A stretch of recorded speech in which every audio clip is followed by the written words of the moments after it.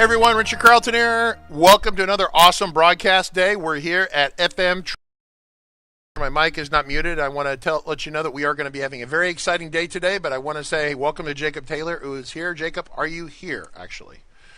And can you share your screen or your face? Yes, I can share my screen. Would you like my face or my screen? Face. Show me your face. You're such a beautiful person. I want to make sure that everyone can admire your beauty. There it is. I actually am, yeah. That's really amazing. Anyway, so welcome to FMTrain.tv, where we do great FileMaker stuff and we're not babbling about overpriced hardware. Today we're going to be talking about FileMaker Server, and before we do that, I want to come up with the upcoming broadcast schedule. I'm going to press the magical button here. We can see, ooh, look at that. It's live data out of our FileMaker system. As I tell people, we eat our own dog food, right? Very exciting. So take a look right here. If you go to fmtrain.tv, see the button right over here, and you come down here, and these are records out of the database. So today is day 1 of 2 days on FileMaker emergency procedures. So Jacob is going to be walking through stuff. I really would prefer a dynamic conversation. So if you have on-topic questions, once again, I will ask for on-topic questions. I'm going to go ahead and shelve and leave the Apple hardware conversation to go, leave it for the day. And then tomorrow's day 2. Then Thursday, Friday, we got Joe Martin from 360 Works. 360 Works makes fantastic products. I really like their products. Doesn't mean the products are always bug-free. It just means that if you report the bug to them, they work really hard to take care of it, as opposed to other companies who report bugs to them and they just like ignore you. So today is about FileMaker Server. When you're running FileMaker Server, if you're running your own server, or if you have IT people that are running it for you, you need to either pass this information to them or keep it yourself, or whatever you want to do. I'm going to give everyone this document. We'll make it available here if Jacob's talking. We're going to edit this document. So whenever I do documents or things like that, I always do V1 or X1 build numbers. I don't try to do 2.2 and 2.3.1.2.4. I'm doing that stuff. I just keep numbering it. That way, if I have a bigger number, then the bigger number's over here on one side and the small number's over here. The bigger number is the more updated one. That's all you have to know. You don't have to worry about the 2.3.5. Whatever. It's just too much. Today we're going to be talking about FileMaker Server. Once again, this is if you're using FileMaker. If you're using FileMaker on Mac, FileMaker Server for Mac, FileMaker Server for Windows, FileMaker Server for Linux. All these will be loosely similar, right? And so this is Jacob Taylor. Hi, Jacob. How are you? I'm doing well. He's very, very awesome. So Jacob and I have been updating kind of a checklist that we have. And I'm going to make this, as soon as Jacob starts demoing, I'm going to make this available to people. I'm going to give it out as a Word file for today. And then eventually tomorrow, whatever, it'll be a Word file and a PDF for those of you who want that. But we're still editing it. And as questions come up, we want to make sure we address all these. So what we did in this document, real quick, is basically I wanted to do a 1-page emergency restoration checklist or emergency checklist for your FileMaker Server. If you have nothing else, if you keep nothing else, keep and print page 1 and keep it with you. The top bits right here is kind of like Richard's summary of this, right? And then down here is a little bit more of a deep dive from Jacob, but once again, it's his 1-page do's and don'ts of what you have to know about, right? So, and then down below, we're going to talk about this as we go on. There's a more in-depth deep dive. You'll see there's more of an in-depth deep dive, and it's about 4 or 5 pages, kind of a growing document, and it's somewhat, there are version-specific things in here. So we're not really addressing FileMaker Server 17. We're addressing Server 18 and Server 19. So real quick, I'm just going to give them my take on this, Jacob, and then you can talk about more of this. But initially with this document right here, the big piece for me to understand is that people report that your FileMaker isn't running at all. They can't log on to it, or it's spinning, it's hung, that kind of thing.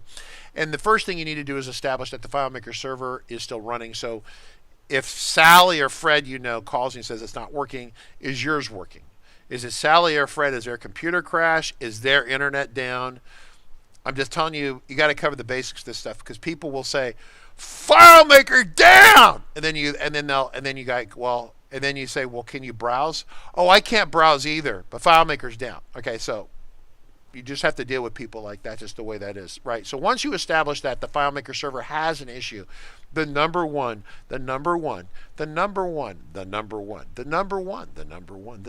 rule is what, Jacob Taylor? Always restore from backups. Yeah, you never use the crash file. If you remember nothing else from today, you just like say, Richard was a jerk. I don't like Richard, but I'm going to hang up from the live stream. Totally cool. I'm good with it. But take away the fact you don't use the crash files, because we literally run into people every day who do this. And you really are buying yourself pain and misery if you do this. It's unnecessary generally. The only reason people don't restore from backups for one of two reasons. One, they don't know any better. We're trying to help with that here a little bit. And we're asking all of you to help here too.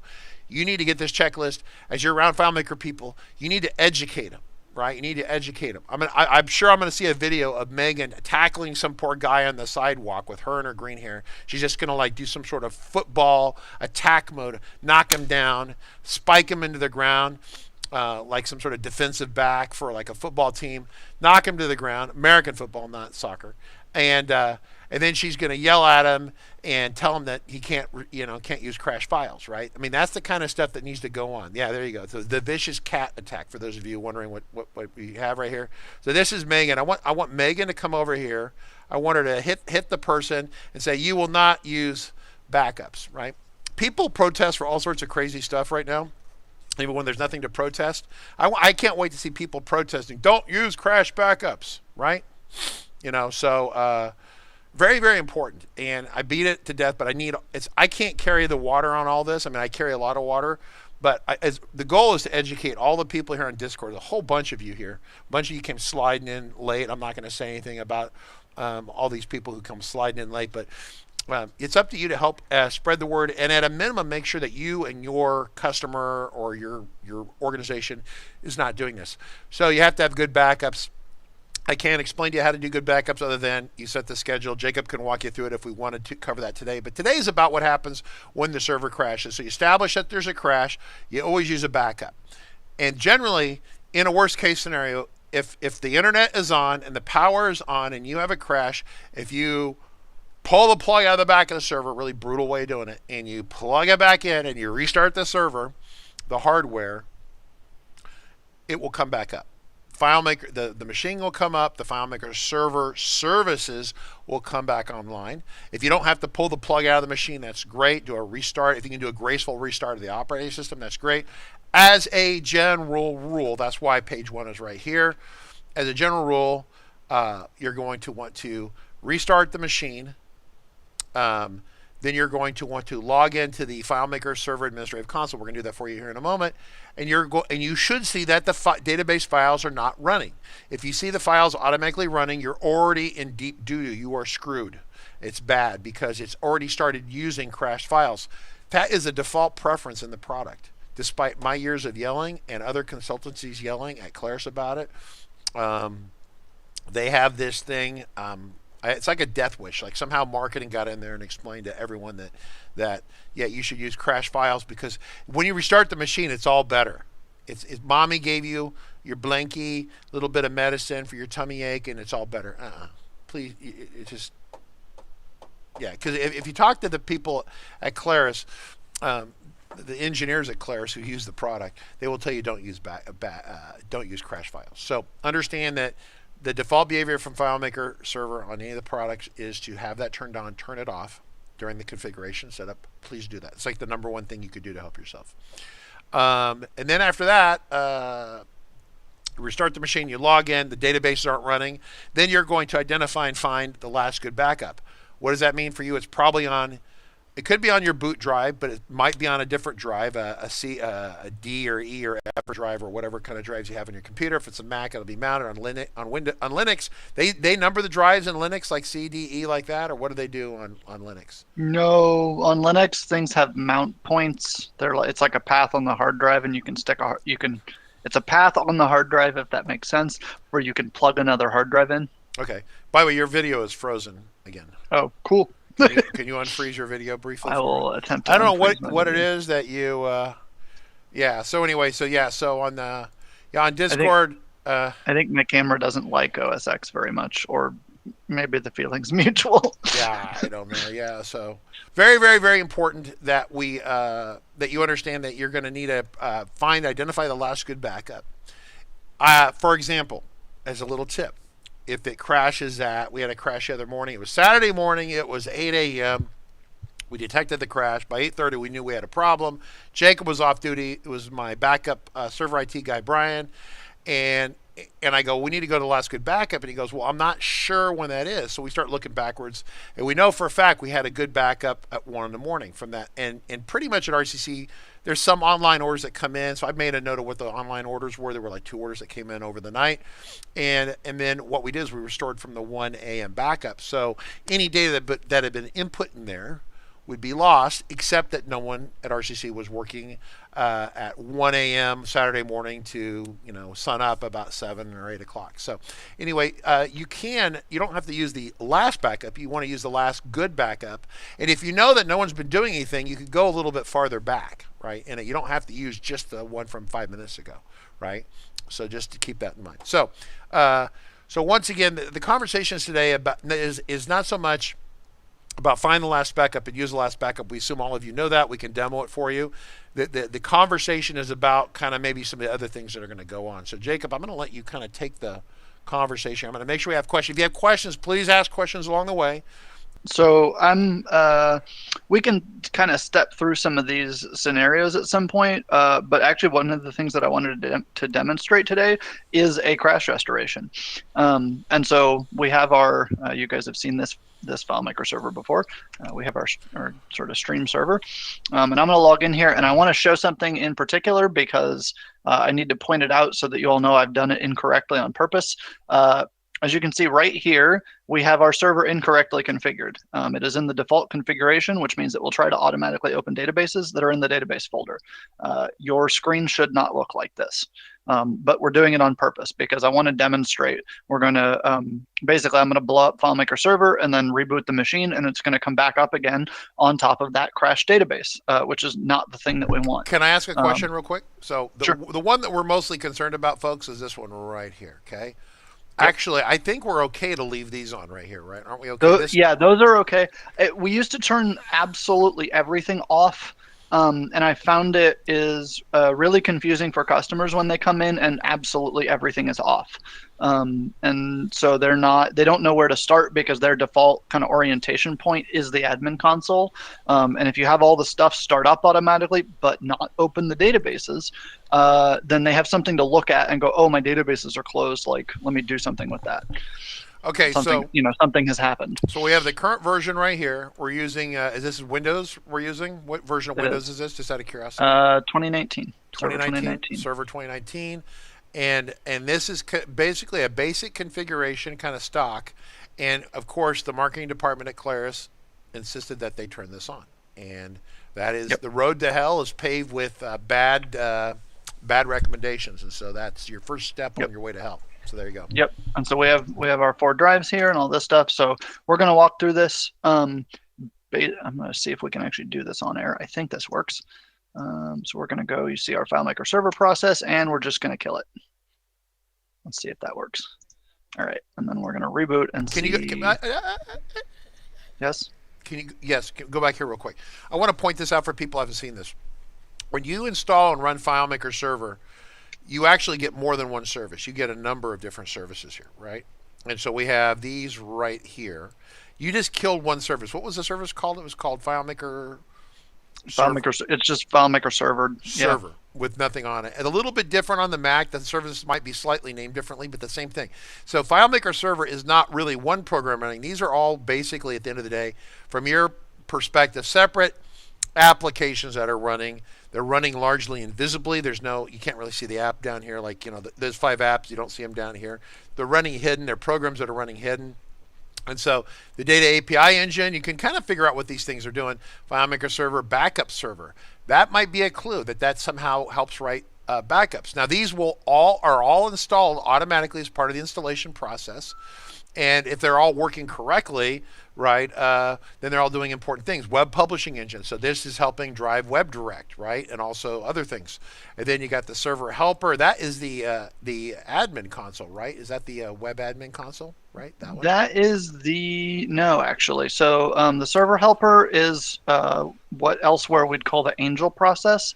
Let me show you. So in Windows, at least, services, I want that one. So for example, when Windows thinks of FileMaker Server, all it's actually thinking about is this process right here. So the FileMaker Server helper, this is why you can see there's a dependent, this is the service, there's a dependent service here.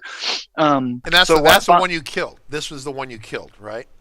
No. So sorry, I'm saying service like with a capital S. Okay. Service like services. Right. Okay. Separate from a running exe on the system, which unfortunately you'd also call a service. Yeah.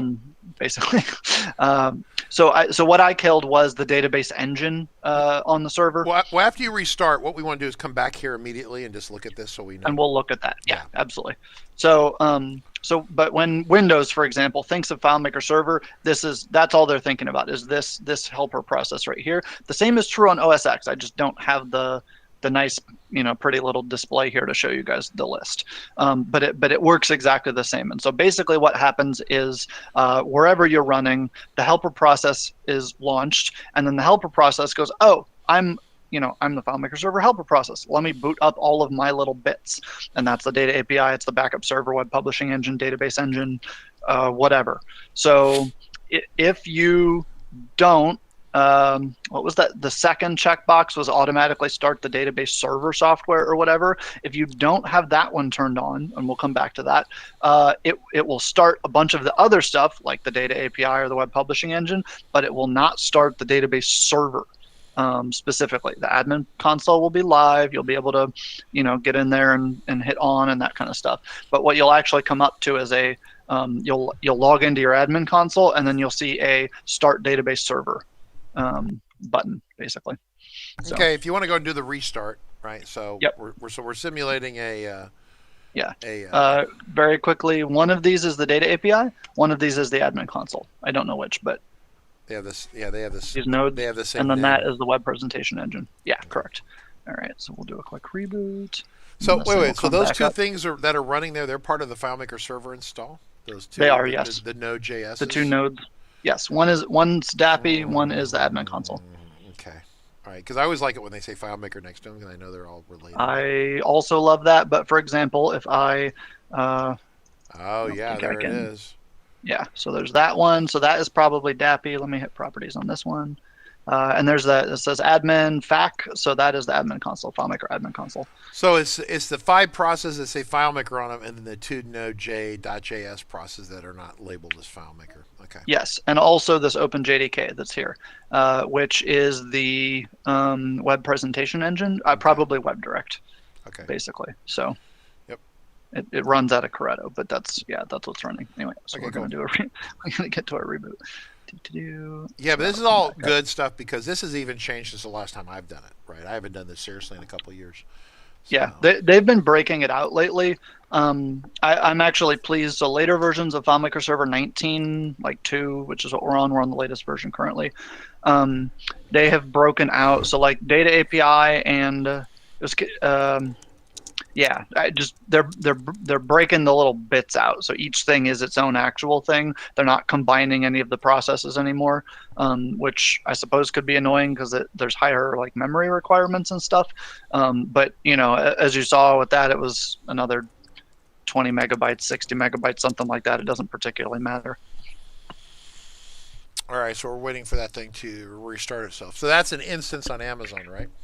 Yes, it is. We're going to hit it. It should actually be up already. So I was splitting the screen between your stuff and the Discord chat, but people are having a hard time reading the Discord chat. So we want to make sure. We're going to do a quick. When you bring that screen back up, we're going to want to make sure they can read this. Mm-hmm. Okay. So all right, we are probably. This thing's just going to be just about live already. Beautiful. All right, so everybody, probably what's wrong with this screen, which is we just killed FileMaker Server and the databases are open.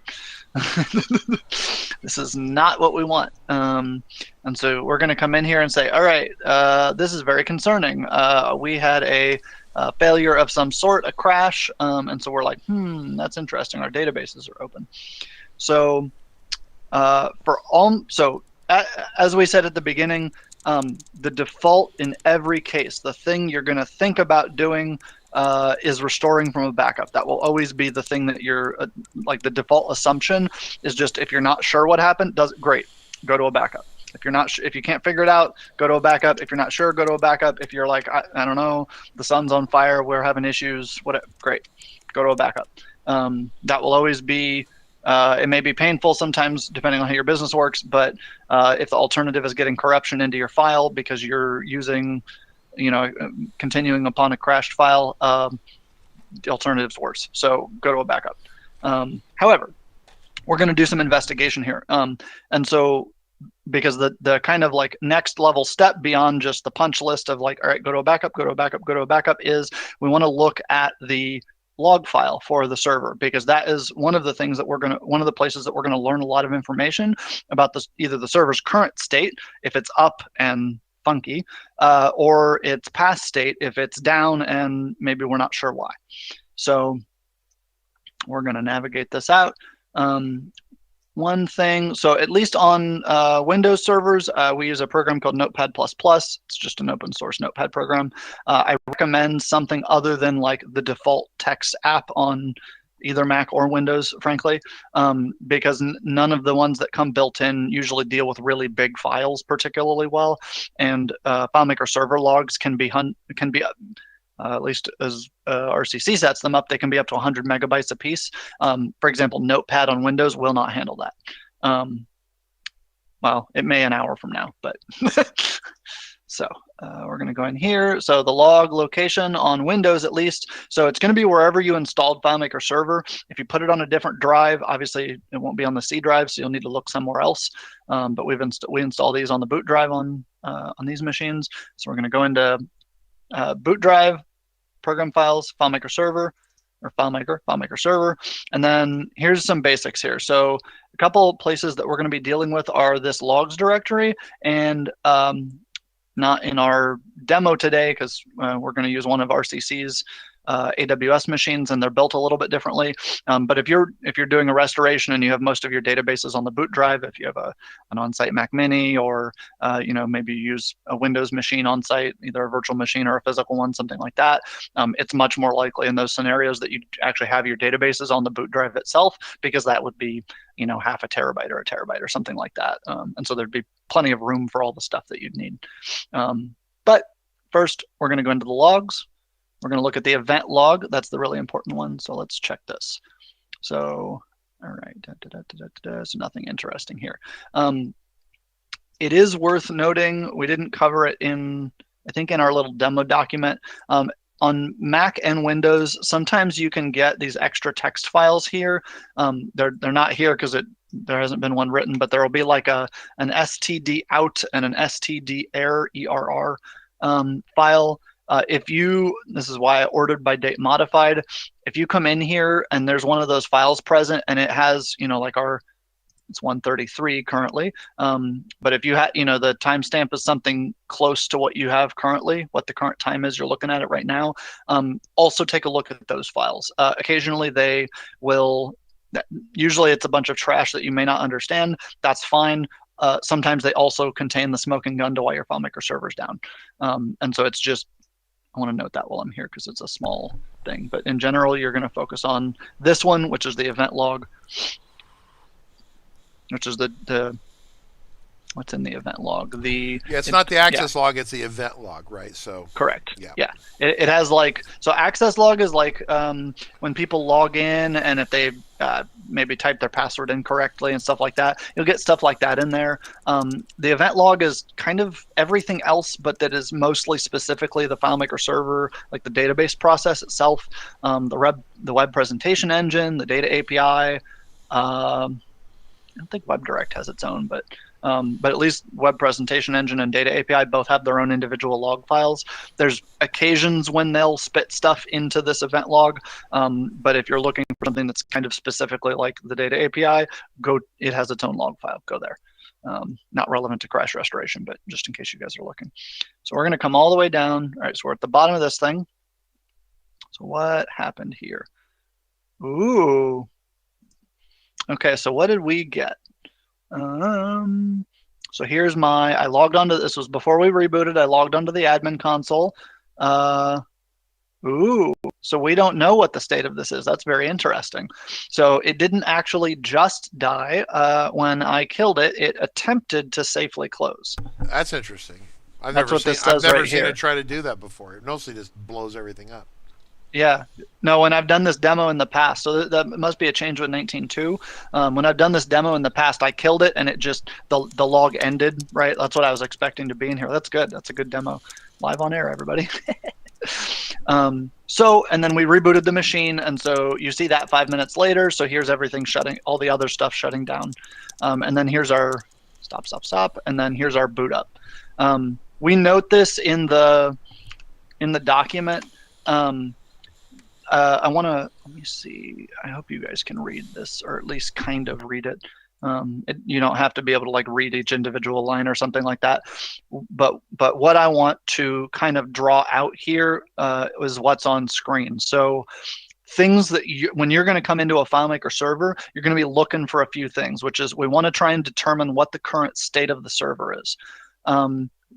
One of the ways to do that, and I don't mean like look in the log file, I mean one of the ways to determine, all right, what happened and then what happened next and what happened next. And so kind of because what you're doing in this scenario is incident response, and so you come into the server and you don't know what happened, and so what you're going to do is you're going to accrue a bunch of facts. This thing crashed, this process produced some error, this, what, things like that, and then you'll try and sit down and figure out, all right, I have all these facts, I have all these, maybe timestamps. If you have logs for everything, it'll be, you'll be able to basically create a narrative over this thing, gather up all the information and say, okay, at 1:26 p.m. Jacob clicked the kill process button. Okay, right. And so, but we don't know actually, because we don't know who logged in. All that we can see is someone came in and logged into the admin console, and then shortly thereafter, it went. That's what we can see from right here. We don't, we don't actually have further facts. So, if I say something further, something more definitive, it's not technically accurate. And so and the reason I want to point that out is because you want to hold off on that, the actual, like what happened, like the after action type stuff, what happened, what caused it, etc. You want to hold that off until you're done, because what you're doing right now is gathering facts, what happened and when, that we can see.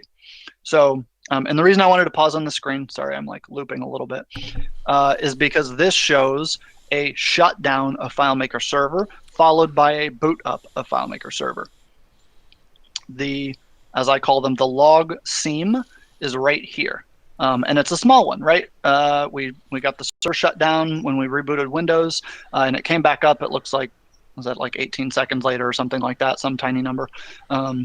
Amazon servers are quite quick, so that's awesome. But that may be bigger. Another scenario that you may come in on top of is you'll see, maybe you don't see this shutdown, like you don't see this at all.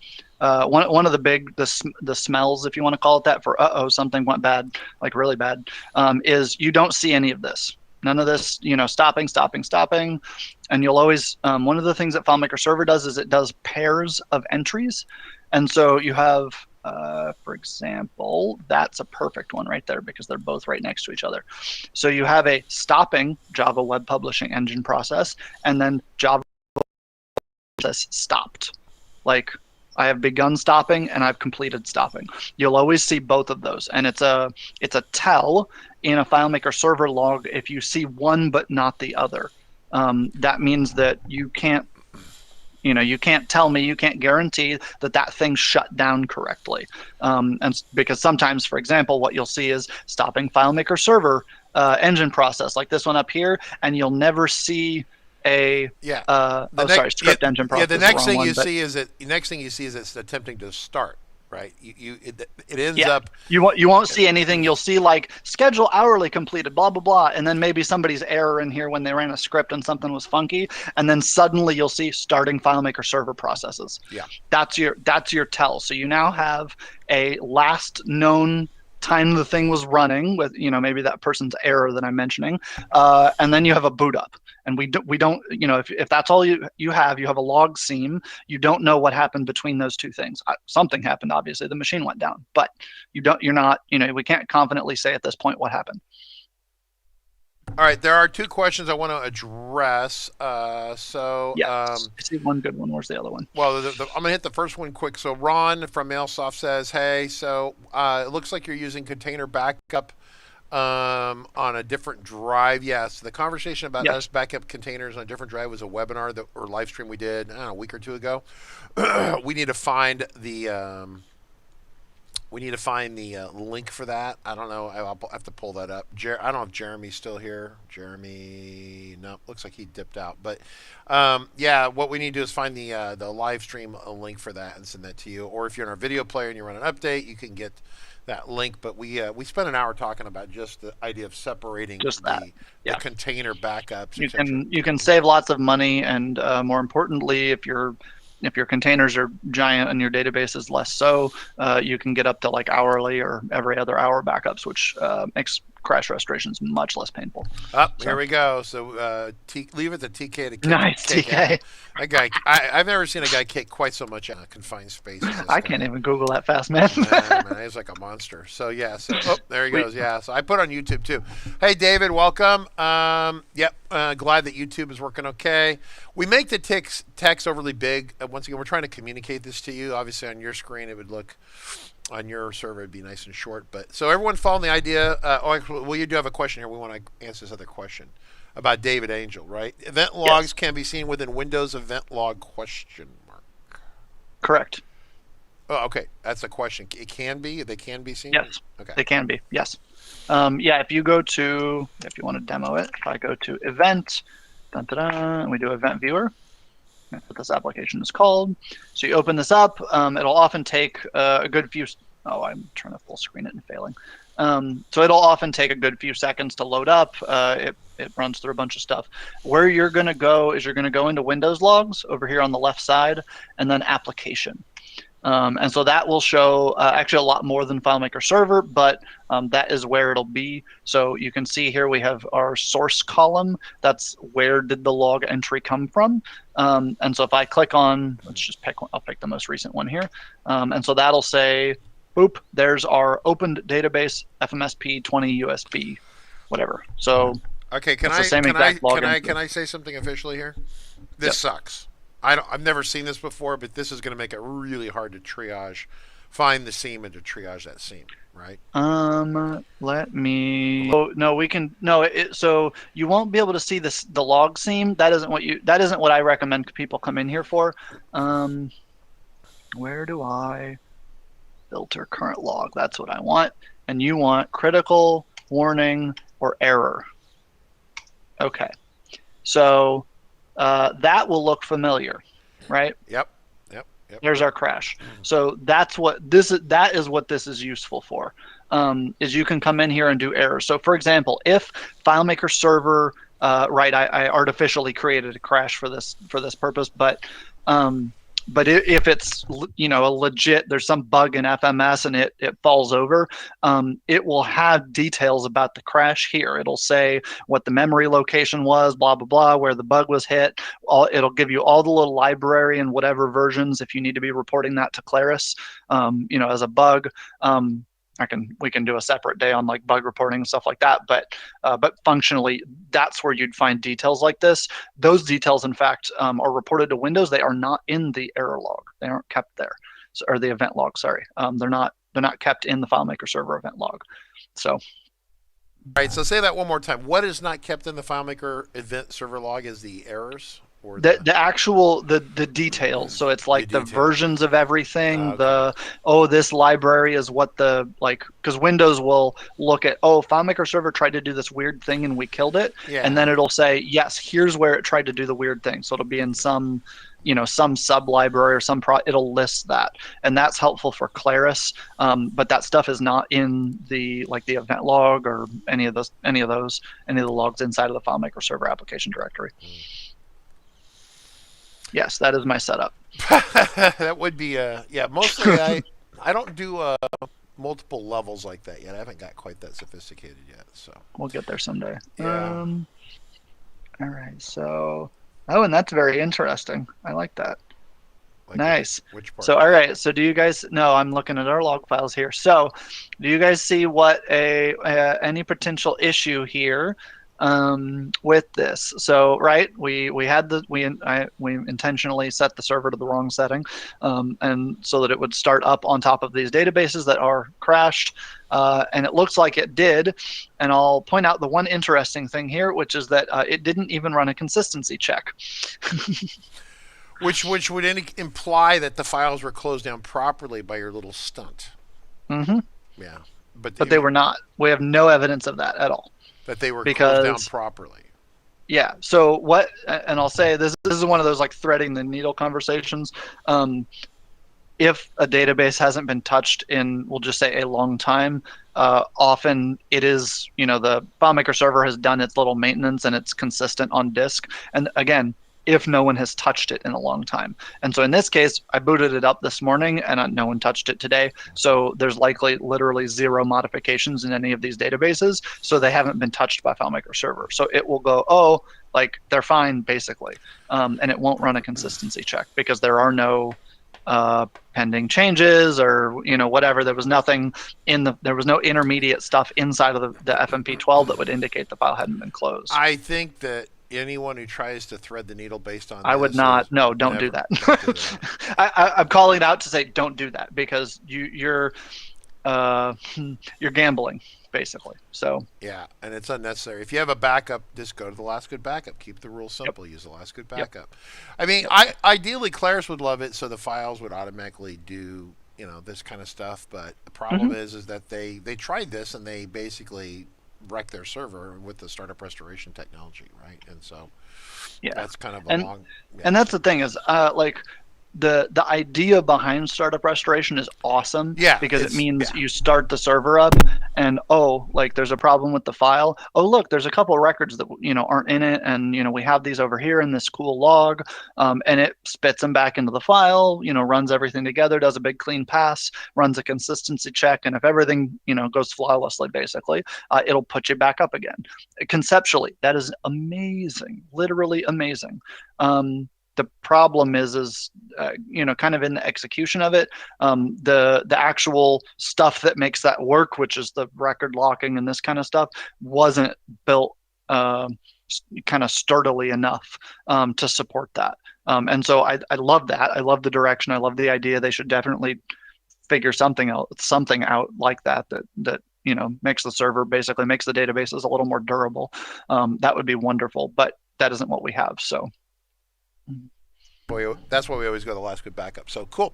All right. Yep. So questions along the way. We're going to pick this conversation up tomorrow when we run out of time today. So definitely bring your questions, and I'm happy to talk about this. But so this is the basics, right? So these is the basics. Yep. And that's why I'm doing the demo here. So, right, we went back. We don't know what happened. Something happened. I don't know.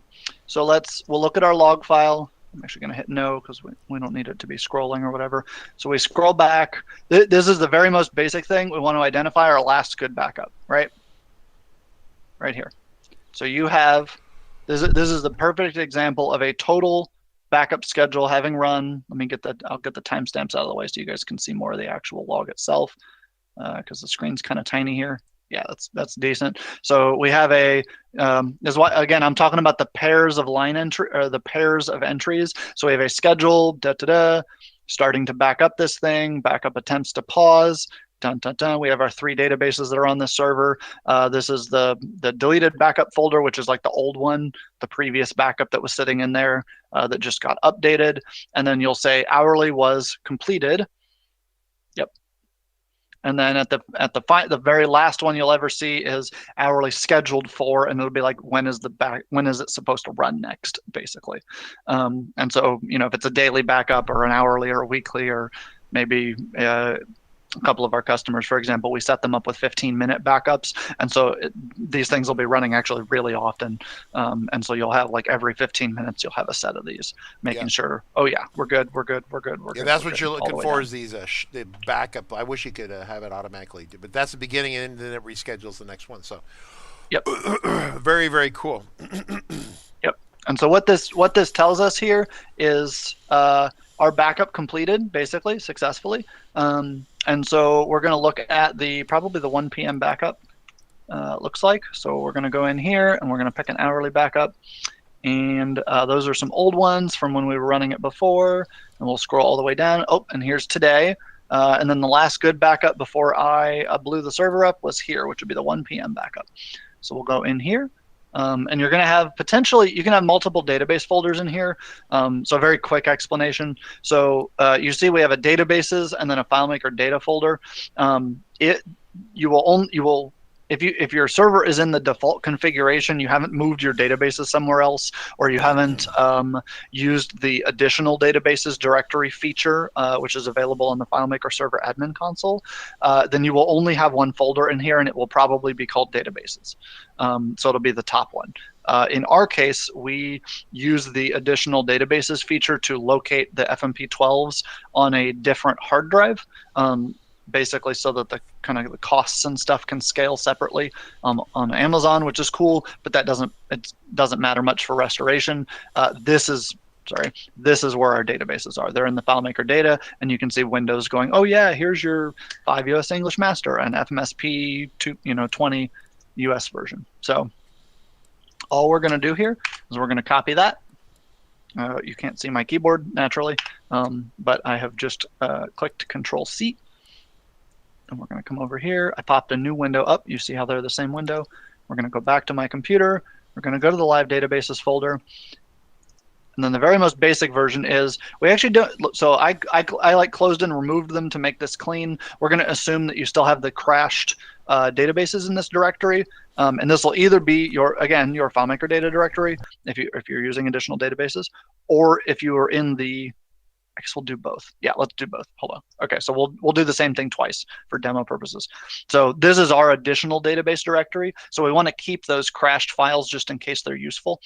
And so we're going to do FileMaker data. We're going to call it crashed because it's the old one. We want to keep it. We don't want to throw it away. But we're not going to, it doesn't need to be live. So then we're going to copy this thing. We're going to come over here. We're going to paste. And our databases are 100 megabytes, so that's basically instant. It may take longer if you have more data. And so as I have pasted that, let's come back over here. Maybe I have to reload the page. It should pop up with the new database list. Ooh, it's not. Come on, FileMaker. And yes, those are in there. Okay, so is this thing going funky? All right, folders. Yes, that's correct. Yes, that's correct. Okay. Interesting. I'm kind of surprised our databases aren't showing back up. That usually is all that you need to do to see them come back. Oh, there they are. Okay, so it just hadn't caught up. Cool. So I restored the 2 that are in FileMaker data, which are our 2, the PHP demo file that we did the data API stuff on, and then a random copy of FMSP that's on here. That is how you do it if you have an additional database directory. It's kind of what you'd expect. You're replacing the live file, or what were the live files, the crashed live files. You move them over here so that they can be set aside, and you just paste the new ones where they go. We'll demo very quickly also restoring the regular databases directory. So if you do that, it's going to look fairly similar. Let me minimize this thing so we can see all the windows. So we're going to come over here. So we'll be in FileMaker server, data, you'll have databases. This will be like, if you haven't done anything with your system, no additional databases directories, this is where your data is going to be. So you're going to have stuff inside of databases, and FileMaker server, data and databases. And then we're going to basically do the exact same thing. So I'm going to rename this. We're going to go databases crashed so that we keep those just in case we need them. We're going to come over to our backup, which is actually not even on this window. So we're going to go over here, our hourly, and then we identified this 1 p.m. backup as our most recent. And then, all right, so here's our databases. And this is exactly the one. So if I come in here, you'll see the sample file, which is what you'd expect, right? Again, if you have databases in there, it'll be different. And so we'll copy and we'll paste. And that's it. So we've rolled back in this case, we actually have rolled back 2 different database directories, which is a little bit excessive for a demo. But we haven't done the one final thing, which is opening the databases up. And apparently this thing's going to take a minute to update with the sample file again. We do have a question here since you have it. We're going to let it update for real quick here. You want to take the question now? Yeah, I can read it if you'd like. TK that's posted fine. It. It's TK posted it. It's the question about if you Remote crash, how does it affect remote container data, right? That kind of thing, right? So the short version is generally not. Generally, it doesn't affect it. Yeah. So. Yeah, generally does not affect it. I will note one thing, however, and this is an assumption in that statement of generally not. So, if and this would be a horrific thing to happen, but if your server crashes while a backup is running and you are not using an additional database directory to split container data out or something like that, you could end up in a funny situation because it's in the middle of updating the hard links and stuff with that. But I think even in that scenario, you would still basically do the exact same thing, which is you'd go back to unfortunately, you'd basically have to be forced to lose an hour of data or something. But you'd go back 1 hour and you'd just copy and paste that backup in just to be safe. In that case, you'd lose an hour of record data and an hour of container data. But if your business doesn't move too terribly fast, basically that's fine. And you either regenerate or bring those documents back into the database, whatever you're missing. The other one is, so one of the additional reasons that we do that split container setup that I've demoed a couple times is because you can bring the FMP12s back without touching the container data, which often is much faster, especially if you have a lot of container data. Obviously, there will be random files in the container data that are no longer pointed to in the database because you're going back from before they were put in there. And so you kind of air quotes lose them. They're stray somewhere in there. But I've never seen that cause an issue. I suppose I could be wrong at some point, but. All right, cool. Well, so we're kind of going to land the plane here. We're coming up to the end for the first time. Do we have questions? If some of you have questions for tomorrow you want us to take a swing at? Because there's quite a bit more here to talk about, right? This is a basic error or basic crash restoration, right? And there are other moving pieces here that are part of this Word file. I'm going to make sure we post that. Do we have any edits to this Word document immediately? We have I was going to say, we have a good 3 or 4 scenarios laid out in that. Let's see. So that's the basic one. That's page 1. If you watch today, you've got it. If you do that by default, every time, basically you'll be fine. But there's some weird scenarios that you can get into, which is kind of what we're going to go with, what we're going to demo with the scenarios. There are some interesting particular crash situations. Basically, one of the fun ones is if the boot drive of the server fills, what do you do? Yes, yeah. And that actually has happened for a couple different reasons. Not just people making big databases, but you can only run so many backups on it. We had a customer, probably, it's the same gentleman who listens to, he uses this as a sheep counting exercise when he can't sleep. He puts us on. And they had 300 gigabyte database file on a 1 terabyte drive, which might sound okay. Oh, that guy, yes. Yes, that guy. That was challenging. Yeah. So, and that was an interesting case of filling the boot drive. And basically, I think it's one of those. And there's one of our samples in our document that you guys will get. And I think we'll cover that one tomorrow, actually. But there's a couple situations where, like, I have to note. It isn't always that you come into a crashed FileMaker server and you only have one problem. Sometimes you have more than one problem that has happened, and you only discover it because the whole thing went down. Right. And so that can be challenging. And so I will just note that basically, in prep for landing the plane, I want to note that this kind of incident response is a keep your eyes open situation, because it isn't, you say, oh, the server's down, you come in here, the files are closed, there's an obvious, crash situation. You still want to do a full look at how everything is, what happened, do all that stuff every time. The reason for that is, again, because sometimes it isn't something, some obvious thing crashed the server. Well, often there's like contributing factors that led to that crashing it or filling the disk or whatever the situation is that you're dealing with. And so you will often come in and look at, and it's like, well, there's an issue in front of me that's obvious and kind of bold and maybe in red in front of me, and okay, cool, that happened, got it. But sometimes there's also other stuff, and you can resolve both of those at the same time. And sometimes it's like one thing caused the other, one thing made the second, the thing that actually crashed, like makes it more likely, stuff like that. And so you always want to keep your eyes open and be prepared, not only to fix, all right, a quick backup restoration, make them live, great, but sometimes there's other stuff going on as well that you want to keep an eye on. Yep, absolutely. So awesome day one. We're going to pick up day two, and then probably at some point we will, next week or something, we'll start talking about other topics and things like that. All right, cool. Well, what we'll do, bring your questions tomorrow. We're going to pick up day two of the FileMaker server conversation. Jacob Taylor, good job today. We'll keep an eye on the Discord issue.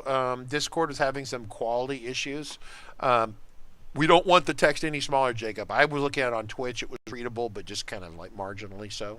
It wasn't amazingly clear and snappy and stuff. It's not you. We can do one. I can make my screen smaller, which would make the text larger.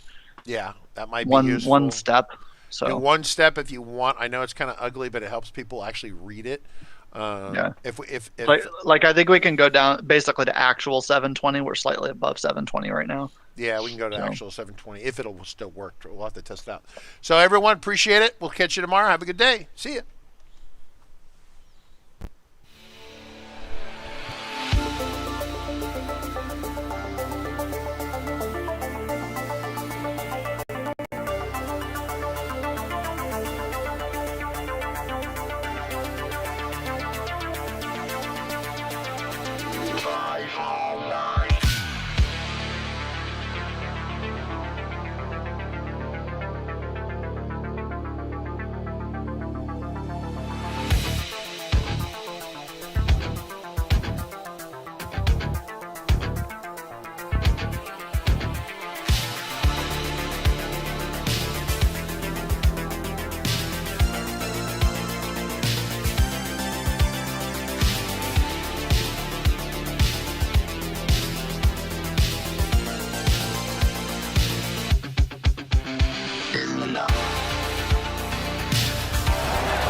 Guys just stepped up the whole way. Calm, cool, collected the quarterback.